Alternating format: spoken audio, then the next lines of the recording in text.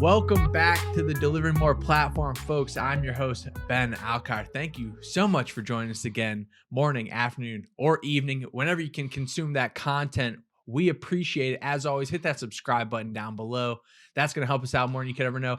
I have another wonderful Meet the Team to bring to you folks today. I have with me Andrew from the Delivery Operations Squad on this side of the office today. What's going on, man? Another day. Another day? Another day, another dollar. Hell yeah. It's a phrase to live by. It's squeaking by sometimes, I feel like, on that 2-week pay cycle. What early mornings usually for you? You said, I think we talked about your schedule. Your Monday, Wednesdays, 9 to 1:30. Yeah.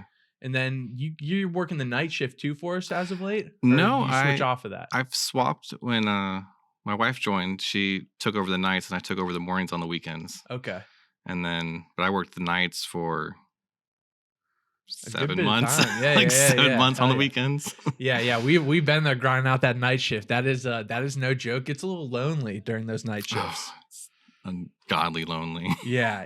Especially Leighton, I talked to him about that. He was the nighttime supervisor for a good bit of a year or so. And when you go from like this office atmosphere that you're in right now, to then work on the nights where it's just like you on a laptop, it feels like so quiet. And so like, I don't even know boring would be the word, but like lonely is sticks out. It does get boring after like you have like 2 orders left and no one's calling you. Yeah. And you're just kind of there like, I got nothing to do. All right. I wish someone would just call in to like say what's up. Just call me. I'll be here. All right. We'll dive back into Deliver That stuff towards the end of the conversation. Okay. This genuinely is kind of our first time sitting down and getting to know each other with any bit of conversation. Yeah. Oh. Yeah. So we'll start from the very beginning. And this will be good because I generally don't know the answers to any of these questions. Where were you born and where'd you grow up? I was born in Sydney, Nebraska. Stayed there until I was 12, and then I moved down to South Texas. Nebraska to Texas. Yeah, I went from a graduating class of like 23 to a graduating class of like 580. Hell yeah. Went from my entire class to being, I went from like all white people to like 3 white people in the entire class. Oh yeah. And that was the entire graduating class. Wow. So I was like, oh, this is a change of pace, but it wasn't bad. It was just like, oh, I don't think I've ever been around so many different types of people. Yeah, the environment change pretty heavily. Yeah, I mean, what, Nebraska, you're like, that's like your old country boys. Oh yeah. We all worked on the farms. We all did Hell yeah. hard farm labor for a hot minute. Is that what your family did growing up? You had farmland and stuff like that? No, my parents worked for Cabela's, that big outfitter. I think they're owned by Bass Pro now. Mm-hmm. But they worked for Cabela's, but we lived on a farmer's old property. Right. And during the summer and harvest season, he would be like, okay, anybody want to help? I'll pay you or take it off your rent. And for us, it was take it off our rent and here's a little bit of extra. So I'd be like, okay, I'll go get a combine drive for 12 hours on a Saturday and Sunday. Okay. Long hours. Is that what, so we'll venture down then, your first job. Would you consider that one of your first jobs? Because that's not technically, that wasn't like a W-2. That was all under the table. That was more like I was having fun. Yeah. Because it was cool, big machinery, and I was able to go do it. Yeah, you're like a young boy. You're just like, yeah, let me get on that. Do that. All about that life. My first technical job would have been the military. Okay. Age 17. 17, nice. Okay, I was excited to venture down this conversation a little bit more. So you go through high school, you graduate in Texas, or did you? I not technically finish? Didn't graduate. Hell yeah. So in my junior year, they were like, or juniors are second to last. Yeah. 11th. Yeah. So junior, I was like, recruiter's like, hey, you can join now, go to basic in the summer, come back, finish, and then go to AIT. And I'm like, I get out of the house for the entire summer. Let's do this. And he was like, oh yeah, we'll sign right here. My stepdad was all about it because he was all ex-military. And he's like, yeah, I'm down to sign for you. So I signed. I went to basic and I was like, oh, I don't know if I want to go back. I talked to a couple of drill instructors. They're like, yeah, we can change it, but you got to go get your GED right now. Right. And I was like, I can pass the test. Just bring it here. took the GED, passed it, and they were like, it took them like 6 months to get my contract changed because I went from split to like just straight in. Yeah, just going right for it. And they were like, yeah, we'll get it changed. I was like, I'm down for this. Hell yeah. And then were you signing up to join the Army, the Navy? Army. Army? Okay. Hell yeah. Did 10 years. That's wild. Yeah. The only reason I didn't stay was because it was up or out.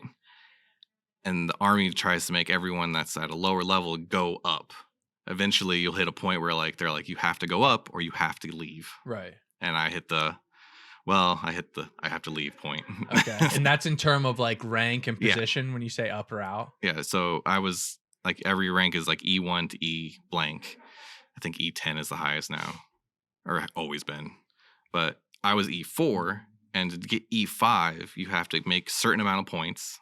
You gotta, which are ridiculous because you have to either have so much college, you have to max your PT test, which is your physical endurance, and then you gotta do so many random classes, and there was some other, and pass a board perfectly, which is sitting in front of a bunch of people going, I can recite everything by memory for no reason. Yeah, right. It'd be like things like I will never like touch. Be like, tell me the firing velocity of a Mark 19. I will never touch one of those in my life. 0.19 meters per second. I don't know what it is. I don't know either. That's why I was like, I thought it was dumb. I wasn't going to do it. It was whatever. It was your time in the military. What was your position or like would you call them departments when you're in the military? Like how do you refer to that? I was technically the Ordnance Corps, and my job was fixing radios. Okay. I did my job maybe 2 of the 10 years. Wow. Maybe. Yeah. And even then, I didn't do my job. I did another MOS's job that had combined with us in those last 2 years. So like each job is separated in the military. So like I worked on ground radios. And then we have aircraft radios. Well, the aircraft radio repairman and my group combined together to make one MOS. Okay. And then we were like, oh yeah, we're just going to combine you together. Now you have a new job. Now you got to do it all. Go learn these radios. Yeah. I was like, oh, okay, great. And then when I got to my new unit, they're like, oh, perfect. We need one of you. I was like, what am I doing? Oh, you're actually going to go fix radios. I'm going to fix radios? Oh man, I got to pull up manuals. You forgot how to do it. Yeah, I've been doing it so 8 long. years. Like I hadn't touched one. I used them in the field when we would go on exercises, but I never touched one. Every unit I'd gone to had no idea what to do with me. Like the radios just never needed fixing. They sent them off. Oh, they either sent them off or sent them higher up to get fixed because they're like, well, we've always done this. It's just like a waste of time. This is how we've always done it. So we're just sending them off. And I was like, oh, well, now what do you want me to do? So my first job in the military was I sat in an orderly room, which is like who handles like all the paperwork for like the whole company and then like make sure everything gets taken care of. And I was like, okay, this isn't so bad. And then my NCO didn't deploy with us and left me in charge. I'm like, oh, I'm a 19-year-old kid and I have no idea what the heck I'm doing. And I'm just struggling every day for like a year and a half. Thank God my NCOs and people above me were like, oh yeah, no, I got you. And it always helps to be nice to the people that handle your money and your leave because they are the ones that'll make sure your life is not a living hell. Yeah, I mean, I think that statement probably flies across any facet of work or life in general. Usually, yeah, you would think. But yeah, we got butter the bread sometimes. What so you said 10 years in the military. Okay. So we're 27 when we decide to leave. After I don't know if this is a weird question to ask or anything, but you left the military like on good terms, right? You just like. Yeah, technically I got out and I was like 65% disabled, which is 60 in VA terms. Okay. And they were like, okay, well, you have this much money every month now. You can kind of just do whatever you want. I was like, okay. Sat around, did nothing for like 6 months. I was like, I'm getting paid to do nothing. Yeah, this is great. This is great. So I played games, I streamed, I did all kinds of random things, and I was like, I gotta get a job on board. Yeah. And then I started working at Walmart as asset protection, essentially the person that stops people from stealing. Right. And it was hard to do that job where I was at because I was back in South Texas and I didn't know Spanish. So I'm stopping people. They see me as a white guy and they immediately go, I can speak Spanish and he might not know. Yeah. And I would have to like wait for like one of the general managers to come in and Yeah. just Now you're causing a scene and it's like all this. yeah. Yeah. And I was like, after like 5 months of that, I was like, I can't be doing this. I'm not going to sit here and cause a scene every time I need to stop someone. Jeez. So I left that. And then I think I spent another like 8 months not doing anything. I was like, I'll try streaming really hard. And I got to the point where I was like an affiliate or something on Twitch. On Twitch. Okay. Nice. And I was like, oh, okay, this is not so bad. Made a few $100 and it's like, okay, this is not for me either. It's like trying to find that little niche. And I started developing my game like a year later and I was like, oh, this is where I belong. Yes. Yeah. In the computer world. And that's where I've just, and every time like I got a job, I'm like, okay, I need to do something that's on a computer. Right. And then and I did Amazon. I did GameStop because I really wanted to like learn marketing for the games. So I was like, GameStop will have marketing. Terrible idea. Yeah. I mean, they're just, I mean, it's not a well marketed business No, in any rate, but yeah. I was like, GameStop. This is games. They market. Perfect idea. Terrible idea. Learning the hard way. But yeah, no, that was, and then here, which even here, I was like, I don't need to work. I'm bored.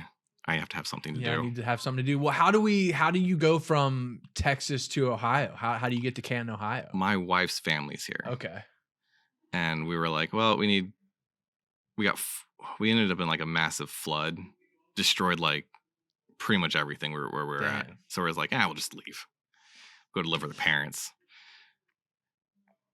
Yeah, and then we ended up here in Ohio again. Hell yeah. How long ago was that you got up here? Well, about 3 years ago now. 3 years. Nice. Okay.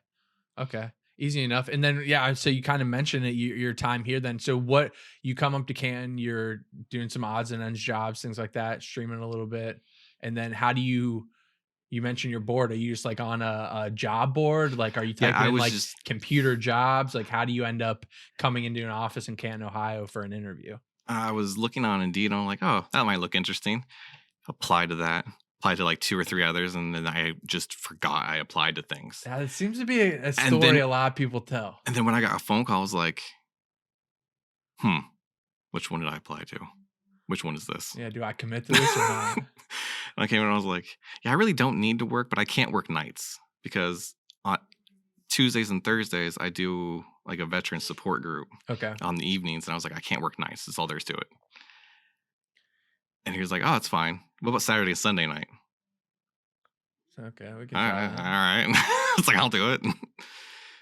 And then now spent the rest of the time here. What did you apply for originally? Is it like technically a dispatch position? Yes, I did not want to apply for a 24 phone call position because I did VXI downtown and I worked with Matt, and I was just like, I can't do that again. Yeah, call center life is tough. Well, VXI was doing Comcast. Okay, so you're just dealing with people pissed off subscriptions and everyone that has a technical problem would call in, and it was a terrible choice. Yeah, terrible life choices. Yeah, I believe it. I believe it. What and then I mean, you kind of mentioned you wanted to get a job that kind of kept you in the computer realm of things. I know. So what are you on the daily basis doing for DeliverThat now over there on the delivery operations side of things? So right now I handle the large orders in the morning, and then I monitor to make sure nothing's going too crazy overdue. I help in the tech channel if necessary. Help just keep an eye on, make sure things aren't breaking. And when Hell yeah. everything does break, just immediately report it and see if I can get it fixed quickly. Yeah, I noticed you're often in the ear of like Mitch and Vic letting them know like, hey, this maybe this macro isn't working how it should, or like this policy could be updated a little bit, things like that. Yeah, and it's just like the little things, like somebody will say something, but they won't say it to the right person. And it's always just like, here, give it to the person that can actually Yeah, like fix the we can problem. fix it. You just gotta tell people. Like you complaining about it on the floor and actually complaining to the right person are two different things. And then the like last one where we had like an actionable that was just covering our screen every time something would change. It was just like you just got to tell the right person somebody's going to get it fixed. Yeah. And just get things fixed one problem at a time. Hell yeah. Hell yeah. What I mean, do you enjoy, so you mentioned you don't like the call center life. Do you enjoy working with the drivers on a daily basis? Like are you making calls when they are like you pull up a delivery and they're overdue? Are you checking in on them? Are you shooting those actionables offsite to the CSR team or to one of the restaurant relations I will guys? usually be the one that calls them. If it's a restaurant relation problem, I will let them deal with it. Okay. Because they're A little more equipped. they might have already seen it and just Yeah. have it on their back burner. So Yeah, they might I'll have more information on the Yeah. situation. And usually if it's just like a regular easy cater order, I'm picking it up, calling, double checking, make sure no one else has called them first, because I'm not going to want to double tap and get them angry at us. Yeah, that kind of stuff used to make me so mad when we would call a driver like 4 times in the span of like 2 minutes. You're just like, dude, this guy probably hates us. And I always double check to make sure no one else has called him. No text messages have gone to him or come back. So normally it takes longer for me to do something because I'm checking all the boxes Right. before I make that phone call and be like, okay, they really haven't reached out to us. Let me reach out and find out what's going on with this order that's 45 minutes at the restaurant. Yeah. There's usually some kind of backstory to kind of alleviate some of the issues you're in search of. What do you have anything that you do on a daily basis that you notice drivers could easily like eliminate or be more proactive about that would eliminate you having to reach out to them, or someone on our floor having to reach out to them, or even them like receiving a text like, hey, can you do this, that, and the third? Are there things you see that are very straightforward that you could alleviate? My biggest pet peeve for drivers is that they'll tell us there's a delay, but they won't ask the store how long. So you got to ask that follow-up question. It's like, did they ever give you an ETA? Because if they give you that estimated time, that gives us an idea how long or if we need to get you out of there. Right. Because if they're going to say it's going to be 45 minutes, I'm probably going to get you out of there because that's terrible. You don't need to be sitting there for 45 minutes unless you really want to. You got nothing else to do. You got nothing else to do today. But like, if they're being proactive and letting us know, love those drivers. Every one of them that says, a store just said it's going to be another 15, 20 minutes. Thank you. Perfect. You are the best. Yeah, that I would agree with that. You like when they anticipate the follow-up question, like you don't have to ask like second, third, fourth questions. There's like everything's right there. That perfect, like, it's going to be this long. Or like if they're driving, they're like, hey, I'm driving. Okay, I will wait to call you until you get there. Yeah. What about this? What about a driver who will be like, hey, I have a delay at the store. It's going to be 20 minutes and I have another delivery in 40 minutes. What about that driver? He gives you the heads up on that many fronts. Those are normally our elite drivers. Yeah. And that's good stuff though. Every time I get both and I'm like, now I actually have to do the math. How long is your drive time? How setup's going to take at least 5 minutes. How big is this order? Yeah, okay, setup's going to take the 10 drop minutes. Off at the 30th floor. Like, what are we looking at here? Yeah. And those are the drivers I'm like, well, you're saved my life, but at the same time now I have to do a lot more, but I appreciate all the extra I get. Anything extra is always nice. Hell yeah. Yeah, I would agree with that 100%. Yeah, drivers being very proactive is always beneficial, no matter the front. Maybe I just get out and deliver that a little bit. I know you mentioned very early on in the conversation you're developing your own game. Is that still in production, or is that been published? Where are we at on that? I am currently learning art to do more of the game. Okay. The programming side I was like fine with because I've done that before. Art, on the other hand, I might need some effort. So it's like the UI stuff, kind of. Yeah, UI models. Yeah. All that wonderful stuff. So it's taking progressively more effort. Hell yeah! What have you ever seen the movie Grandma's Boy? where they build the video game. Don't really watch a Oh lot of TV or man, movies. dude, it's such a good movie. You should check it out if you haven't. That might paint me in a box mentioning that movie, but it is what it is. It's about this guy who's like a video game developer and he goes through all these hijinks and stuff. It's good stuff. Might have to watch it. What kind of can you reveal what kind of game you're developing? It's like a management game. Management. So I was there's not a lot of like starship games, but I Okay. wanted a game where I could like build starships. And that was like the whole point of it. Just like you're in charge of the factory. And then you have to make everything from the guns to the control pit. But it's not like you're hiring the workers to get them all to start building things and get it done. Yeah. It's still like extra early, and my buddy is writing all the lore for it because he's wrote his own like tabletop games and stuff. Hell yeah. So he'll have a nice, Like the backstory of everything. yeah, nice little backstories for every group that's in there. That's interesting. Would it be like a PC only kind of game, or what are we It thinking? will probably be just PC. Yeah. I don't think I have the expertise to try to port it to a Xbox or PlayStation at this point. Yeah, I don't even know like what that like how you is it not all formatted the same? No, Yeah, not even a little bit. not even a little bit. Yeah. Yeah, you'd think they'd figure that out by now. I don't know. They like to keep their stuff proprietary. Yeah, facts. Facts. Shit, that's a tough world to be in. What anything else you think we could share with the group? Anything else you want to touch on? And we can skip right along to this or that, close it out. Anything you guys say? Nothing I can think of. All right, hell yeah. All right, we'll close it out then. This will be this or that. Andrew, I'm just gonna present you one or the other. Depending on what you pick, we'll go down a little rabbit hole and we'll see what we got. We did survey the office yesterday, so I got a couple new options for you. We might I usually run down 5. We might do like 6 or 7 just to test these new ones out. All right, So we'll see what we can do here. I'm all good. All right, so we'll start out. I like starting out with this one. How do you feel about early mornings or late nights? Nowadays, it's late nights. Okay. Is that due to work, due to other things you're committed to outside of work? No, just enjoy not having to deal with a whole lot of people at night. Yeah. Yeah, it's like your zen time. It's nice, quiet. Kids are in bed. Just nice, chill time. Okay. That makes a lot of sense. In the military, I was always morning, so it was just like, oh, I got to be up anyways. Might as well make it the best time possible. Yeah, that's not the energy I'm bringing. That is definitely not the energy I'm bringing. This was a new one.